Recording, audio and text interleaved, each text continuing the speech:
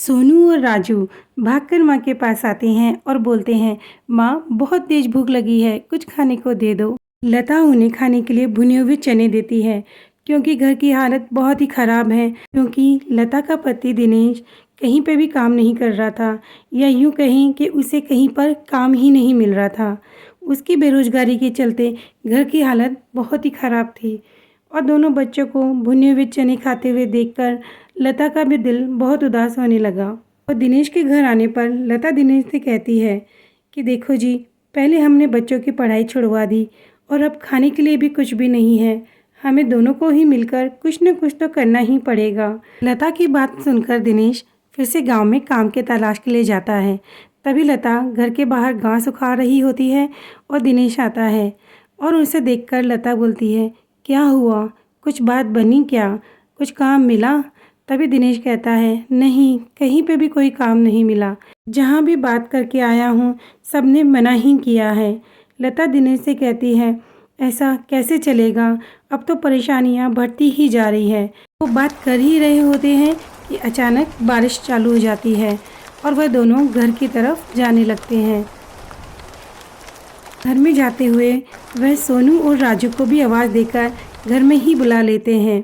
लता दिनेश से कहती है कि अब हम क्या करें, रात के खाने के लिए भी कुछ नहीं है घर के अंदर, और अब तो ये बारिश भी आने लग गई है कि मैं कहीं पे जाकर किसी से कुछ मांग कर भी नहीं ला सकती। लता और दिनेश बातें ही कर रहे थे कि अचानक बहुत तेज बारिश होने लगी और देखते ही देखते उनके घर में भी पानी आने लग गया। पानी आता हुआ देखकर लता, दिनेश और दोनों बच्चे सभी खड़े हो गए और देखने लगे, अरे ये पानी कहाँ से आ रहा है।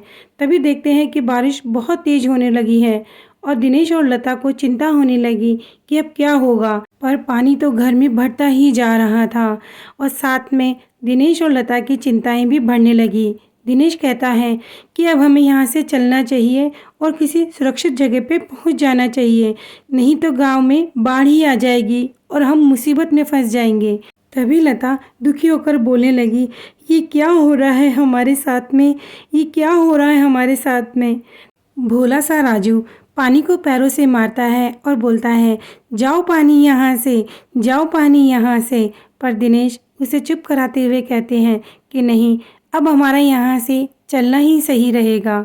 और वो धीरे धीरे उस पानी से बाहर निकलने की कोशिश करते हैं और दुखी मन से वह सभी अपने घर को छोड़कर ऐसी बारिश के अंदर बाहर आ जाते हैं। बाहर भी बारिश बहुत ही तेज हो रही थी। वह सब एक दूसरे के साथ धीरे धीरे से उस पानी में से निकलने की कोशिश कर रहे थे और सोच रहे थे कि अब हमें यहाँ से कहाँ जाना चाहिए। दिनेश सभी को साथ में चलने की सलाह देता हुआ आगे बढ़ाता रहता है और वह गांव के आधे रास्ते तक पहुँच जाते हैं और वहाँ भी उन्हें अभी पता नहीं था कि कहाँ जाना है। बस वो चले जा रहे हैं कि हमें कोई ऊंची जगह मिल जाए। धीरे धीरे पानी का बहाव तेज होने लगता है, फिर भी वो चल रहे हैं। तभी अचानक सोनू का हाथ माँ से छूटता है और वह बहने लगती है। सोनू चिल्लाती है, माँ, बाबा, मुझे बचाओ, मुझे बचाओ। माँ और बाबा चिल्लाते हैं, सोनू तुम चिंता मत करो, हम आ रहे हैं। पर पानी का बहाव इतना तेज था कि सोनू उस पानी में बहती ही गई और बहुत कोशिश करने के बाद में भी सोनू के माँ और बाबा उस तक नहीं पहुंच सके और देखते ही देखते सोनू पानी में बहती ही चली गई और बहती ही चली गई। और दिनेश और ललिता कैसे भी अपनी बेटी को नहीं बचा सके। जैसे तैसे वह दोनों सरकार द्वारा बनाए गए बचाव कैंप में आ जाते हैं और रोने लगते हैं, हमारी बेटी सोनू, हमारी बेटी सोनू को हम बचा भी नहीं सके। हम कैसे माँ बाप हैं कि हम हमारी बेटी को बचा भी नहीं सके। लता बोलती है, न जाने मेरी बेटी सोनू किस हाल में होगी, वो जिंदा तो होगी ना, वो कहाँ होगी, कैसी होगी, ऐसे हालात में कैसे रह रही होगी, मुझे उसकी चिंता हो रही है। तभी वह खड़ी होती है और कहती है, सुनो जी, आपको आना है तो आप आइए, नहीं तो मैं अकेली ही जाकर सोनू को गांव में ढूंढूंगी, चाहे पानी कितना भी हो, मैं वहां ज़रूर जाऊंगी। तभी आवाज़ आती है, माँ, बाबा, माँ, बाबा, आप यहाँ हो? सोनू को देखते ही माँ भागी आई और उसे अपने गले से लगा लिया और बोली, बेटी तुम सही हो। बेटी को सही सलामत देखकर लता की जान में जान आई और उसे लगा कि मुझे मेरा संसार वापस मिल गया। तभी लता कहती है, पता है माँ, पता है बाबा, मैं यहाँ पे कैसे आई। लता कहती है, हाँ बेटा, मैं बस यही तुमसे पूछने वाली थी। सोनू कहती है, जब मैं डूब रही थी तभी यहाँ पे राहत कार्य करने वाले लोगों ने मुझे बचाया और यहाँ पे लेके आए और देखा तो यहाँ आप थे। और रात में वह राहत कैंप द्वारा दिया हुआ खाना खाते हैं और एक दूसरे को खुशी की नज़रों से देखते हैं। खाना खाने के बाद में दिनेश, सोनू और राजू तीनों सो जाते हैं, पर लता उन तीनों को देखकर भगवान का शुक्रिया करती है कि हे भगवान, आपका बहुत बहुत धन्यवाद जो आज मेरे पूरे परिवार को आपने बचा लिया। और फिर लता सोनू के पास जाकर लेट जाती है और उसे ममता भरे स्नेह से खूब सहलाकर उसी के पास सो जाती है। जिंदगी के इस मुश्किल दिन के बाद चारों आराम से सो जाते हैं। अगले ही दिन कैंप में एक सेठ पुलिस वाले के साथ आता है और राजू और लता को कुछ पैसे देता है और कहता है, बाढ़ से आपका जो भी नुकसान हुआ है आप उसकी इन पैसों से भरपाई कीजिएगा और अपने जीवन की एक नई शुरुआत कीजिएगा।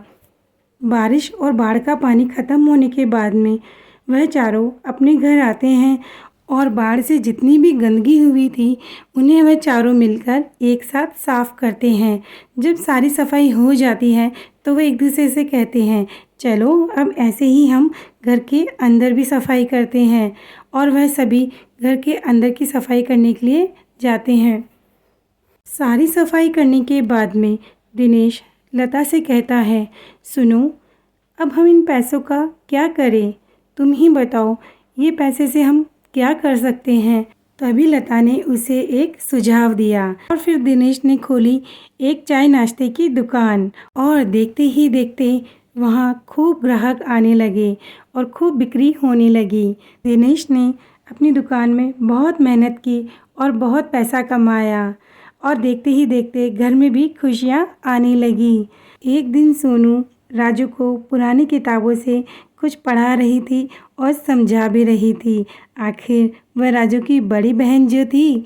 ये सब देखकर लता और दिनेश ने सोचा कि इन्हें हम वापस स्कूल भेजेंगे और उन दोनों को ये समझाया कि बेटा, ज़िंदगी में पढ़ाई बहुत ज़रूरी है, इसलिए अब तुम्हारा नया स्कूल में नाम लिखवाया जाएगा। और वह दोनों खुशी खुशी उस स्कूल में जाने लगे और उन्हें बहुत अच्छा लगा स्कूल जाकर। इस तरह से एक मदद और एक मुसीबत ने मिलकर दिनेश और लता की ज़िंदगी को ही संवार दिया। आपको ये कहानी अच्छी लगी हो तो मेरे चैनल को ज़रूर सब्सक्राइब कीजिएगा और बेल आइकन को ज़रूर प्रेस कीजिएगा। कहानी कैसी लगी वो भी बताइएगा।